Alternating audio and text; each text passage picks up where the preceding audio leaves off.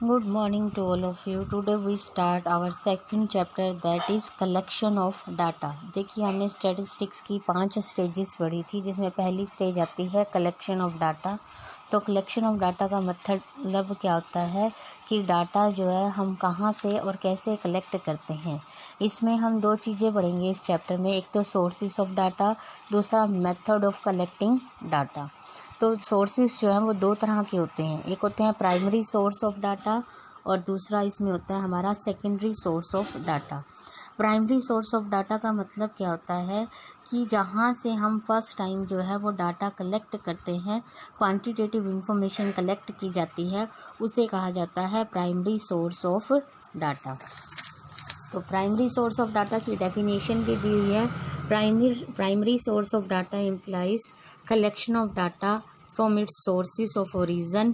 It offers you first hand information relating to your statistical study. Quantitative information जो है वो first time जहाँ से आप कलेक्ट करते हैं वो primary source of data, source of origin होता है। सेकेंडरी सोर्स ऑफ डाटा क्या होता है, जिसमें डाटा जो है वो ऑलरेडी एग्जिस्ट करता है और आप उस डाटा को एज इट इज़ यूज़ कर लेते हैं। Secondary source of data implies collection of data from some agencies or institutions which already happens to have collected the data through statistical surveys. It does not offer you first hand information relating to your statistical study, or you are to rely on the information about which is already existing. इसमें information जो है वो पहले से ही होती है और आपको एज इट इज़ जो है उस इंफॉर्मेशन को यूज़ करते हैं, तो इसको हम क्या कहते हैं, सेकेंडरी सोर्स ऑफ डाटा कहते हैं। तो प्राइमरी, फिर उसके बाद आता है आपका टॉपिक प्राइमरी डाटा और सेकेंडरी डाटा। जो प्राइमरी सोर्स से डाटा कलेक्ट किया जाता है उसे प्राइमरी डाटा कहते हैं, और जो सेकेंडरी सोर्स से डाटा कलेक्ट किया जाता है उसे सेकेंडरी डाटा कहा जाता है। सपोज कीजिए आपको जो है किसी भी पर्सन के, आप स्कूल के स्टूडेंट हैं, आपको कोई प्रोजेक्ट वर्क दिया जाता है।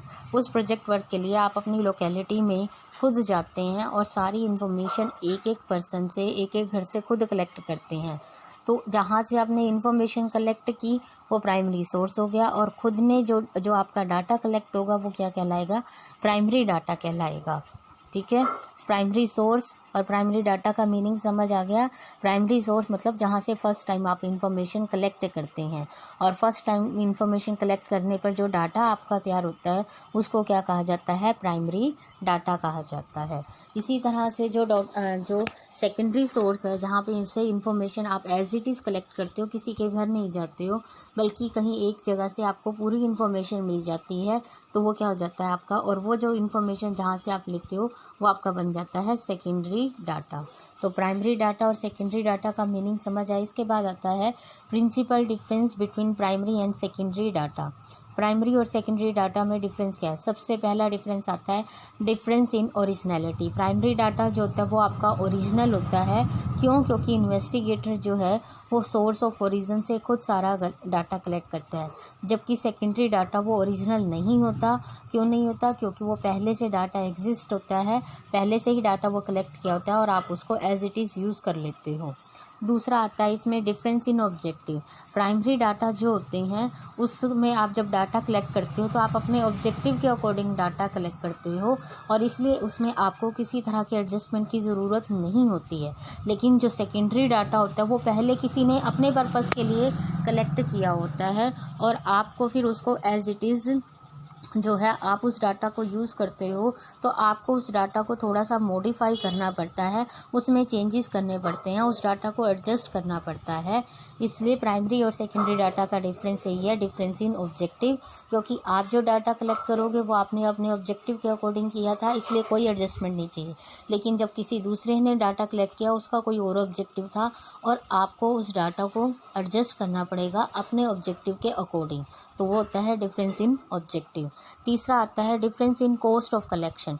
प्राइमरी डाटा जो होता है वो कॉस्टली होता है, टाइम, मनी और एफर्ट तीनों इसमें ज़्यादा लगते हैं कंपैरिजन टू सेकेंडरी डाटा। क्यों? क्योंकि primary data source of origin से फर्स्ट टाइम आप खुद कलेक्ट करने जा रहे हो, जबकि सेकेंडरी डाटा जो है वो आपका पब्लिश्ड या अनपब्लिश्ड में आपको पहले से अवेलेबल हो जाता है, इसलिए वो ज़्यादा खर्च करने वाला नहीं होता। तो difference in cost of collection, तो ये 3 डिफरेंस हैं, difference in originality, difference in objective and difference in cost of collection.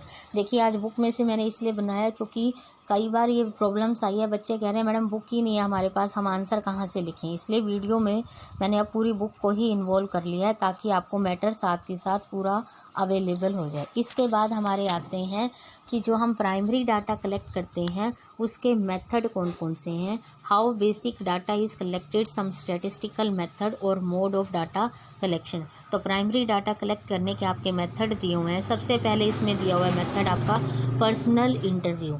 Personal interview में भी आपके 3 मेथड हैं, direct personal investigation, indirect oral investigation और information from local sources and correspondent. फिर आते हैं दूसरा, इसमें दिया हुआ है आपको information through questionnaires and schedule. उसमें भी आपके 3 मेथड हैं, 2 मेथड है, मेलिंग मेथड है और इन्यूमरेटर मेथड है, और तीसरा होता है टेलीफोनिक इंटरव्यू। तो सबसे पहला जो मेथड आता है वो आपका बनता है, पहला मेथड जो आपको दिया हुआ है वो है आपका डायरेक्ट पर्सनल इन्वेस्टिगेशन। देखिए इसमें 3 शब्द दिए हुए हैं पहले मेथड में, डायरेक्ट पर्सनल इन्वेस्टिगेशन। अब इन्वेस्टिगेशन का मतलब क्या होता है? इन्वेस्टिगेशन का मतलब होता है सारी इन्फॉर्मेशन जो कलेक्ट होती है वो होती है इन्वेस्टिगेशन, और जो ये इन्फॉर्मेशन कलेक्ट करता है उसको हम क्या कहते हैं? इन्वेस्टिगेटर। क्या कहते हैं हम उसको? इन्वेस्टिगेटर। देखो जब आप इन्फॉर्मेशन कलेक्ट करने जा रहे हो तो आप बन गए इन्वेस्टिगेटर। जो आपको आपके क्वेश्चंस के जवाब देता है उसको हम क्या कहते हैं? रिस्पोंडेंट। उसको क्या कहा जाता है? रिस्पोंडेंट। इसमें ना आपकी 3 टर्म्स आती हैं, उन 3 टर्म्स को बड़े ध्यान से समझिएगा। एक होती है इन्वेस्टिगेटर, एक होती है आपकी, ये देखिए यहाँ पर 3 टर्म्स दी हुई हैं। पहली दी हुई है इन्वेस्टिगेटर आपकी, फिर दिया हुआ है आपका इन्यूमरेटर और फिर दिया हुआ है आपका रिस्पोंडेंट। अब ये तीनों कौन होते हैं ज़रा ध्यान से समझिएगा। सबसे पहले जो दिया हुआ है वो दिया हुआ है आपको इन्वेस्टिगेटर।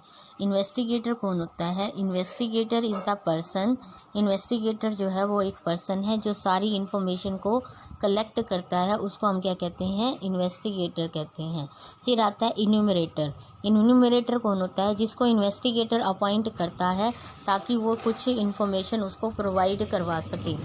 कई बार जो है इन्वेस्टिगेटर सारी जगह खुद नहीं जा सकता, तो ऐसे टाइम पर वो क्या करता है? इन्यूमरेटर को अपॉइंट करता है। फिर तीसरा इसमें आपका आता है रिस्पोंडेंट। रिस्पोंडेंट कौन होता है? जो आपके क्वेश्चनों के आंसर देता है उसको हम क्या कहते हैं? रिस्पोंडेंट कहते हैं। तो इन्वेस्टिगेटर, इन्यूमरेटर और रिस्पोंडेंट, 3 इसमें टर्म्स हैं। इन तीनों टर्म्स का मीनिंग ध्यान से समझिए। अगर आपको इसमें पिक्चर विजिबिलिटी नहीं है तो मैं आपको इसकी जो है एक पिक क्लिक करके भेज दूँगी, इन्वेस्टिगेटर, इन्यूमरेटर और रिस्पोंडेंट की। तो इन्वेस्टिगेटर कौन होता है, इन्यूमरेटर कौन होता है और रिस्पोंडेंट कौन? इन्वेस्टिगेटर जो प्लान करता है, कंडक्ट करता है इन्वेस्टिगेशन को। इन्यूमरेटर एक पर्सन होता है जो इन्फॉर्मेशन कलेक्ट करता है, लेकिन उसको हायर कौन करता है? इन्वेस्टिगेटर हायर करता है कि उसके बिहाफ पर वो सारी इन्फॉर्मेशन कलेक्ट करके आएगा। और रिस्पोंडेंट वो पर्सन होता है जो उन क्वेश्चंस के आंसर देता है जो क्वेश्चन आयरी में पूछे जाते हैं। तो ये 3 term as it is use होंगी, इसलिए इसका पहले आपको मीनिंग समझाना ज़रूरी था। अब बात करते हैं हमारा फर्स्ट जो चल रहा था, डायरेक्ट पर्सनल इन्वेस्टिगेशन। इस मेथड में क्या होता है कि इन्वेस्टिगेटर जो है वो पर्सनली और डायरेक्टली खुद डाटा कलेक्ट करता है रिस्पोंडेंट से। यानी इन्वेस्टिगेटर जो है उसमें इस मेथड में क्या करता है? उस पर्सन से जिससे उसको इन्फॉर्मेशन लेनी है उसके साथ direct relation, direct contact establish करता है। तो ये मेथड जो है इसमें इन्वेस्टिगेटर जो है वो बहुत ही एफिशिएंट होना चाहिए, तभी ये मेथड जो है वो सक्सेसफुल बनता है। फिर आती है इसकी सूटेबिलिटी कि ये मेथड हमारा कहाँ कहाँ पर सूटेबल होता है। तो सबसे पहले इसमें पॉइंट दिया हुआ है, the field of investigation is limited not very large, कि ये मेथड वहाँ पर सूटेबल है जहाँ आपका क्या हो, इन्वेस्टिगेशन का एरिया जो है वो लिमिटेड होना चाहिए, बहुत बड़ा नहीं होना चाहिए, और जहाँ पर ओरिजिनलिटी की सबसे ज़्यादा ज़रूरत हो।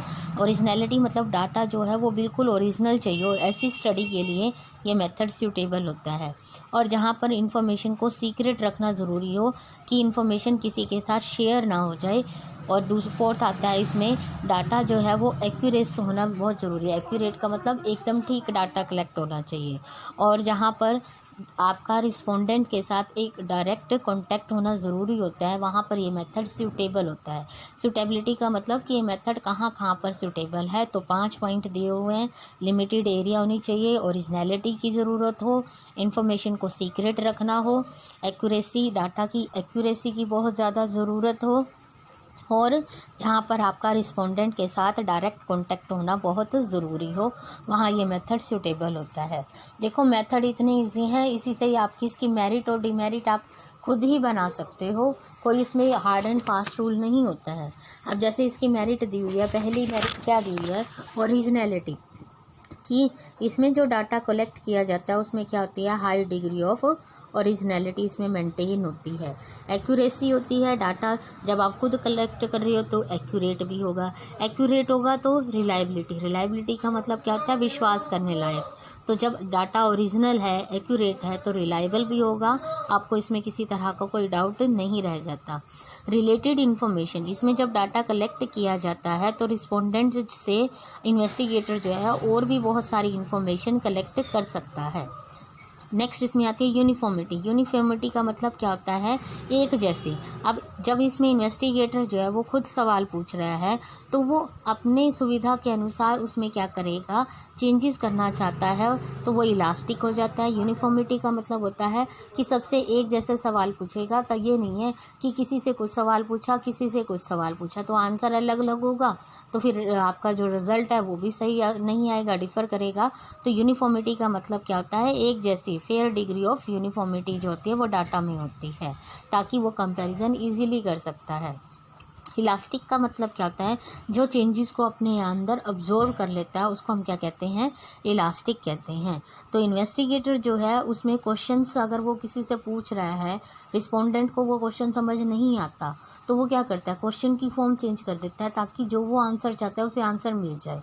अब उसने क्वेश्चन की फॉर्म वो तो उस टाइम बैठे चेंज कर सकता है क्योंकि उसे पता है उसे कैसी इन्फॉर्मेशन चाहिए, लेकिन अगर वो किसी दूसरे को बोले कि ये वाले क्वेश्चन पूछ के आओ, अब वो तो जो उसको क्वेश्चन कहा जाएगा वो वही क्वेश्चन पूछेगा, चाहे सामने वाले को समझ आए या ना आए।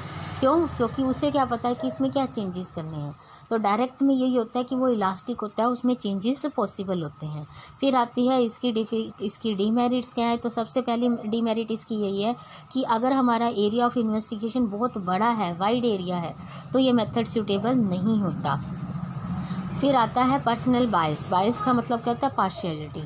अगर इन्वेस्टिगेटर जो है वो पार्शियल हो, अगर इन्वेस्टिगेटर जो है वो पार्शियल हो जाए, पार्शियल का मतलब बायस हो जाता है, तब ये मेथड जो है वो आपका सूटेबल नहीं रहता, पार्शियलिटी नहीं होनी चाहिए।